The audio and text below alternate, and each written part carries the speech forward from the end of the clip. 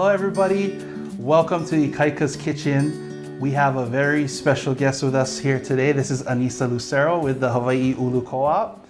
And thank you for coming to Ikaika's Kitchen. Welcome to the show. Thanks for having me. Thank you. So tell us a little bit about the Hawaii Ulu Co-op. The Hawaii Ulu Co-op is a farmer cooperative.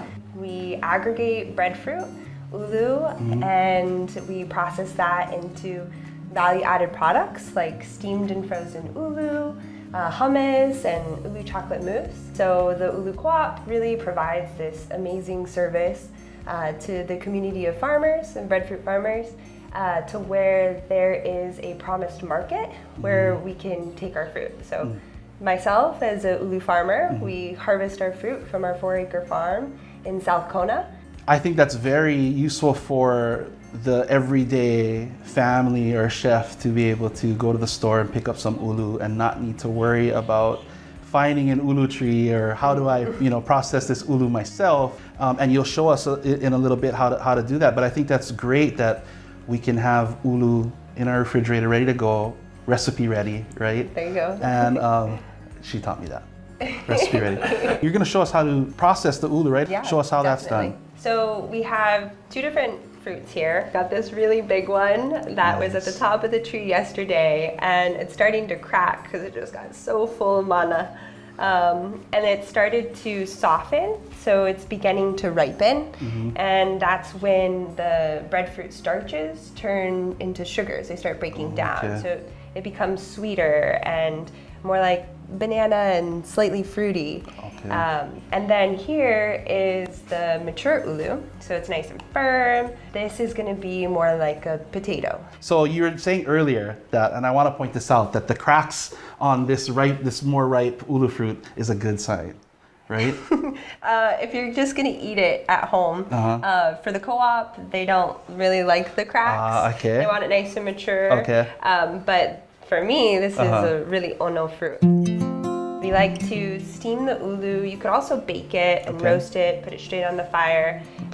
But for real quick preparation at home in a home kitchen, steaming is a really excellent choice, and it actually is just as fast to cook as white rice. And so first I'll take off the stem. That gives it some nice stabilization. And then we'll come here and we'll do this sort of teeter-totter and cut it in half. So you have this beautiful fruit. That's beautiful. If the ulu is too green, meaning it's under mature, it'll be green from the skin going inward towards the flesh. And that'll be more rubbery and it's more vegetable-like. It's still edible, but not like primo, Right. So this is looking good. And then what we'll do is put it down again, cut it into quarters. And this is the same process that Hawaii Ulu Cooperative does. And so then we'll just remove the core. Take out the core.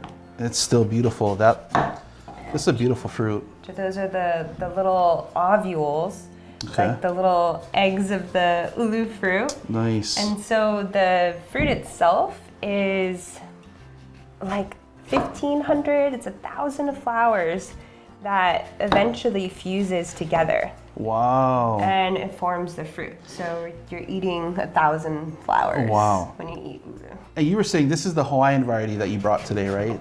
Yes. Of ulu. And the Hawaiian variety, or maybe like many other varieties, are actually seedless.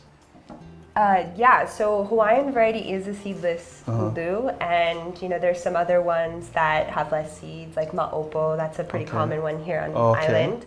And other varieties like ma'afala, which is very popular, that'll have a couple seeds. And then the wild ancestor of ulu, which is Autocarpus camansi, that's called bread nut, and that'll have a ton of breadfruit seeds inside. The Hawaiian ulu, seedless. See, I'm learning so much because I didn't even know that there were seeds in the ulu. I had no idea.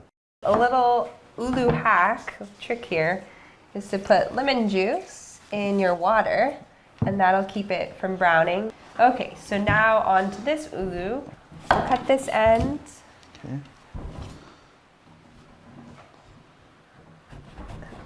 And down the middle. Oh, wow. All right, so actually this doesn't look all that good. So like any of the pink that you,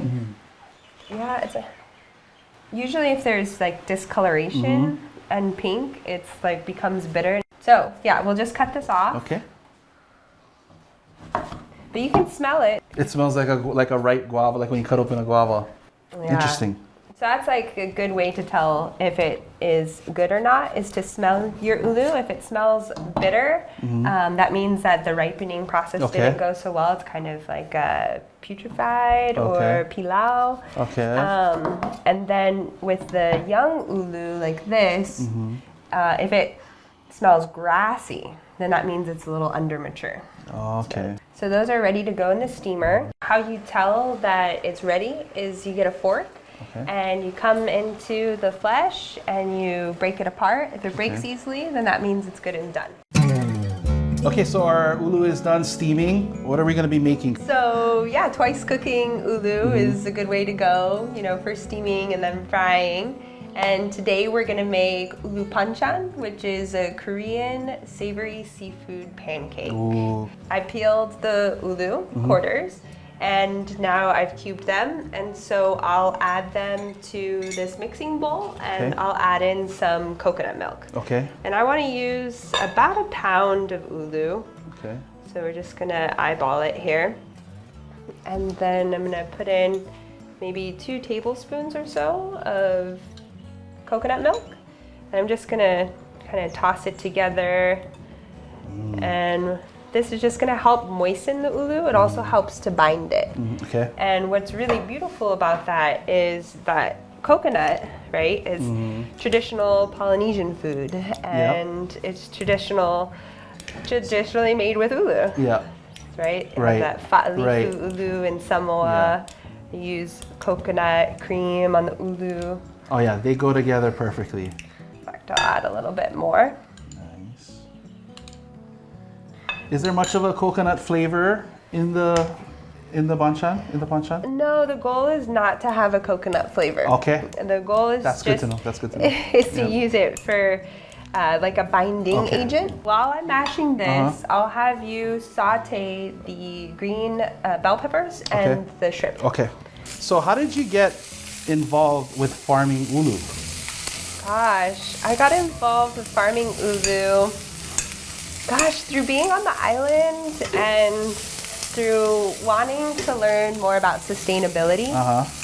And I picked up Dr. Noah Lincoln's Native Hawaiian Plants book. He talks a lot about the Hawaiian canoe crops. The Hawaiians had these like 24, 27 crops that they brought with them that sustain their lives. This is really the key to self-sufficiency. Right. Not all of them are food, right? Right. And, you know. Building, lapao, medicine. Exactly. So, yeah, it's amazing. Yeah, so ulu was a big part of that. And yeah, I joined in with Malakalu Ulu Cooperative back in 2016. And yeah, together we just had this like collective vision, revitalize ulu. You want this cooked down a little bit more? All right, that looks good. We can add in the shrimp. Okay. And now the co-op is growing, right? Yeah, there's a lot of farmers now, over 120, and we're on Oahu and Maui and of course Hawaii Island.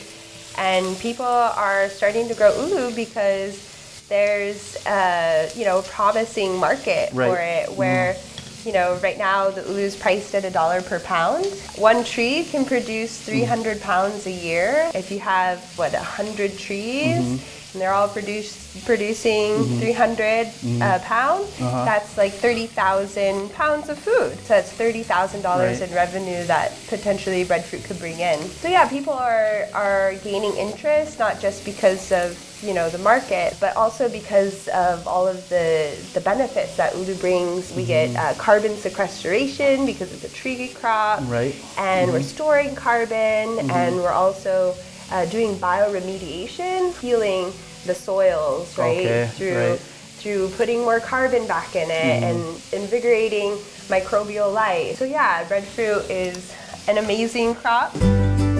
Okay, so what was that? You think that looks perfect. Okay. Okay, so we're gonna let that cool. Okay. And I'm gonna grab the eggs. And I wanted to do just a little bit at a time, just to make sure we have the right moisture consistency. Okay. You can go ahead and toss me those green onions. Let me pour some in here for you? Yeah, please go for it. Tell me when. I love onions, so. Maybe explain to our viewers who aren't familiar with what a cooperative is or a co-op, right? As we call what that is. Yeah, so a co-op is cooperatively owned. Okay. So the idea is that there's shared interest and ownership. Okay. And so with Hawaii Ulu Cooperative, it's the farmers that own the business. Okay. And they're also the ones that benefit from the business. And so they, utilize the co-op as well as, vote on business decisions. Supporting our local farmers, really. Right. I think, even if our local government could support farmers more, I think that would make such a huge difference. And I think that's the direction we're heading. I just hope that, our government can also get on board and support our farmers. Here's our product. This is going to help our families and it's going to help your families. And I think it's amazing. Yeah, I mean, it really goes to show what you can do collectively. Right. By supporting farmers, we're supporting our local economy, and now we're creating this circular economy where it's replenishing and it's regenerative. Right. That's the goal. Right, that's the point. That's the goal. Okay, so now what I'm gonna do is I'm gonna add garlic chili sauce. And then we'll go ahead and add in our shrimp and bell peppers. Give this a good mix. I guess I could just use my hands. Might as well, yeah. Yeah, really get in there. Gotta feel the texture. Gotta see how's the moisture doing. So now we have some mushrooms marinating over here, and Anissa was saying that if you want a vegetarian option, you can go this route. Yeah, I've got a nice consistency here. It's feeling quite moist. So what I'm gonna do is add in this flour. And I used a gluten-free flour, but you can also use, regular wheat flour. Okay. And so we'll just add that in there, kind of thicken it up. So we'll put in a good amount of oil, definitely to coat the whole thing. A little bit more. Okay.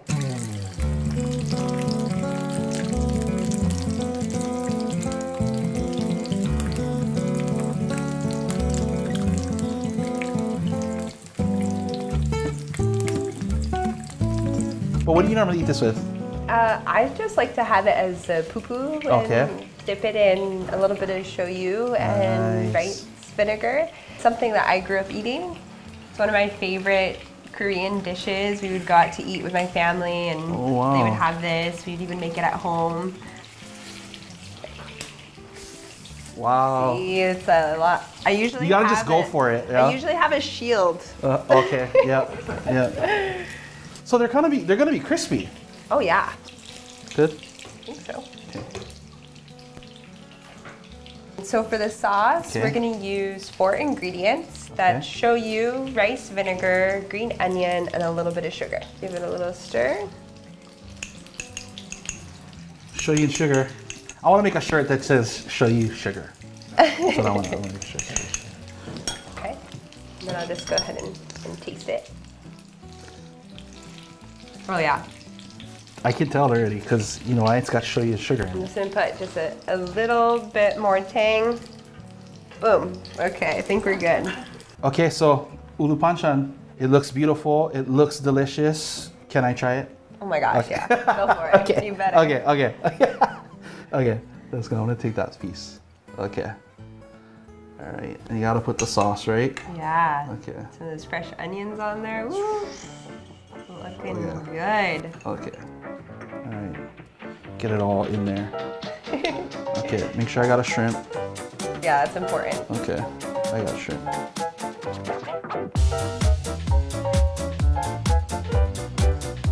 Wow. You're going in for 2. Wow. Good job. It's delicious. Yeah? Wow, the versatility of ulu is amazing. Let's have another bite. Very good. Very awesome. Good. Good job. Thank you. All right. Ulu Pajeon, recipe by Anissa Lucero. Thank you very much for being on Ikaika's Kitchen. It was lovely having you today, and this is just delicious, and we hope you enjoy. Thank you for watching Ikaika's Kitchen.